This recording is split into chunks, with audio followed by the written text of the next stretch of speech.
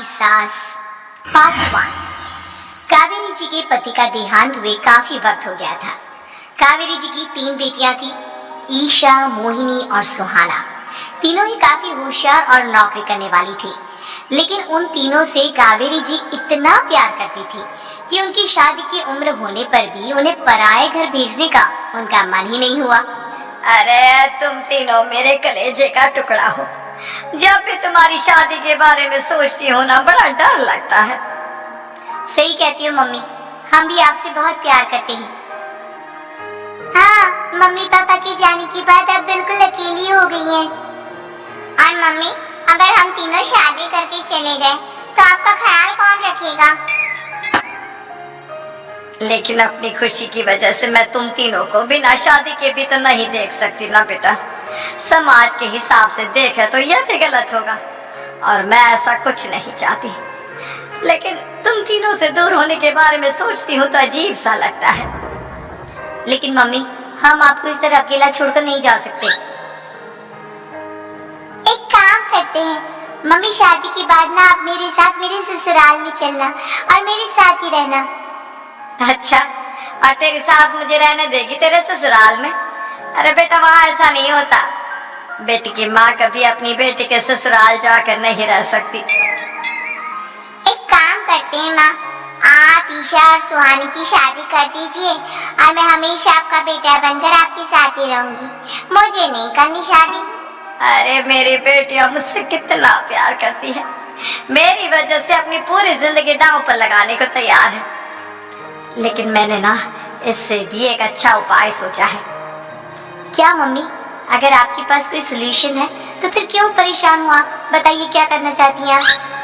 मैंने सोचा है कि अखबार में इश्तिहार देकर तुम तीनों के लिए 3 घर जमाई दामाद ढूंढ लूंगी। वैसे भी नौकरी तो तुम तीनों अच्छे से कर लेती हो, कमा भी अच्छा खासा लेती हो। कोई भी लड़का तैयार हो जाएगा तुमसे शादी करने के लिए। अरे मम्मी, ये हुई ना बात, इससे हमें आपसे दूर भी नहीं जाना पड़ेगा और आपको अकेला भी नहीं रहना पड़ेगा। हाँ मम्मी, ये बहुत अच्छा तरीका है। मैं तो कहती हूँ आज ही अखबार में ऐड निकलवा देते हैं। बिल्कुल, आज ऑफिस जाते वक्त मैं ये काम कर दूंगी। और कुछ ही दिनों के बाद कावेरी जी को 3 घर जमाई दामाद विवेक, सुमित और अविनाश मिल जाते हैं और वो उन तीनों लड़कों से अपनी तीनों बेटियों की शादी करवा देती है। शादी के कुछ दिन के बाद, अरे अब शादी हो गई, छुट्टियां खत्म, तुम तीनों जाकर नौकरी करो, कुछ काम करो। अरे मम्मी जी, कमाल करती है आप। अब घर जमाई इसलिए थोड़ी ना बनाए कि हम बाहर जाकर नौकरी करें। मम्मी जी, मेरा तो घर जमाई बनने का मकसद ही यही था कि कमाने वाली बीवी मिल जाए। बाहर जाकर काम करने से तो मेरा दिल घबराता है। घर का कोई काम है तो बता दीजिए मुझे। अगर ऐसी बात है तो शाम का खाना बनाओ। मेरी बेटियां नौकरी से थकी हारी आती है, अब नौकरी नहीं कर सकते तो कोई बात नहीं, घर का काम करो तुम लोग। मैं तो घर का काम करने में बहुत खुश हूँ, बस ये बाहर धूप में निकलना, रास्ते में जाना, नौकरी करना, ये सब मुझसे नहीं होता।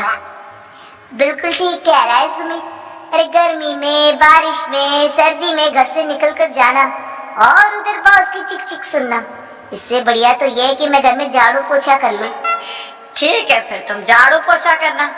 अविनाश शाम का खाना बनाएगा और विवेक तुम सुबह का नाश्ता और खाना बनाओगे।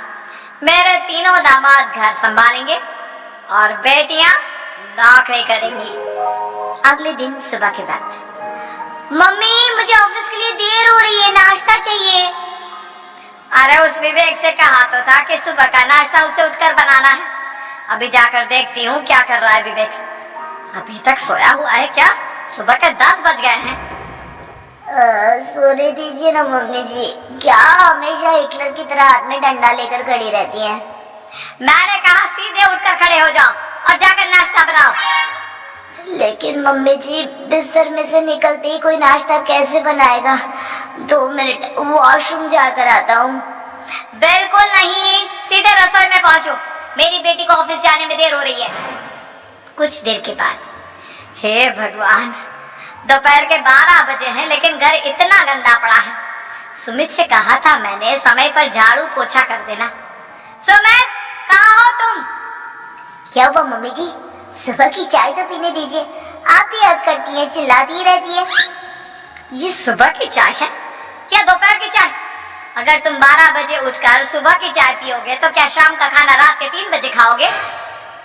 मम्मी जी चिल्लाइए मत, बताइए बात क्या है।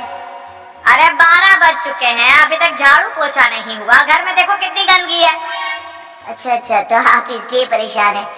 ओ क्या है ना मम्मी जी, आज मेरे हाथ में दर्द हो रहा है, रात को उल्टी करवट से सो गया था, हाथ हिलाया भी नहीं जा रहा। कौन से हाथ में दर्द है दामाद जी? इस सीधे हाथ में मम्मी जी, हाथ हिल भी नहीं रहा है। विवेक, सुन लिया तुमने? सुमित के हाथ में इतना दर्द है कि बेचारे का हाथ भी नहीं हिल रहा। आज तो ये खाना भी नहीं खा पाएगा, तो एक जन का खाना कम ही बनाना। ठीक है मम्मी जी। अरे नहीं मम्मी जी, मेरे कहने का मतलब वो नहीं था, मेरा मतलब है खाना तो खाऊंगा ना। अरे लेकिन कैसे, हाथ तो हिल भी नहीं रहा है। अरे मम्मी जी, आपको ना किसी जेल में जेलर होना चाहिए था, बेकार में हमारी सास बनकर जिंदगी खराब कर रही है। अरे लगाता हूँ पोछा, एक बेचारा घर जमाई और कर भी क्या सकता है। शाम को जब ईशा, सुहाना और मोहिनी ऑफिस से लौट कर आती हैं, मम्मी शाम के खाने में क्या बना है? अब ये तो तेरे पति को ही मालूम होगा ना बेटा, उसने ही खाने की जिम्मेदारी ली थी। लगता है मम्मी आपने ये घर जमाए वाला तरीका अपनाकर मुसीबत मोल ले ली है। आपके तीनों घर जमाए कितने आलसी हैं। मेरे वाले को देखो, दोपहर के 12 बजे सुबह की चाय पीता है और काम क्या करना चाहता था, घर का झाड़ू पोछा। मम्मी बता रही थी कि आज उसने घर का झाड़ू पोछा शाम के 5 बजे किया था। अब क्या बताऊं बेटा, सुबह से हाथ दर्द का बहाना करके बैठ गया था, कहता है हाथ में बहुत दर्द हो रहा है, हिला भी नहीं जा रहा। सब बहाने मम्मी, ये तीनों घर जमाए मिलकर ना बस बैठकर खाना खाना चाहते हैं, काम धाम तो बिल्कुल नहीं करना चाहते। तो लेकिन ऐसे काम नहीं चलेगा ना, मुझे इन तीनों को सबक सिखाना ही पड़ेगा। अरे तो मम्मी आप हिटलर से कम है क्या? आपने जब हम तीनों को सबक सिखा कर इतना लायक बना दिया, तो इन तीनों नालायक दामाद को भी आप कुछ न कुछ तो बना ही देंगी। हाँ मम्मी, बस अपने अंदर के हिटलर को बाहर लाइए और अपने तीनों दामादों को अच्छी तरह से सबक सिखाइए।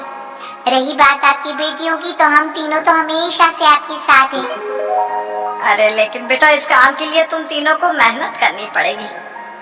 कैसी मेहनत मम्मी? ऑफिस में तो वैसे ही बहुत मेहनत करते हैं हम तीनों।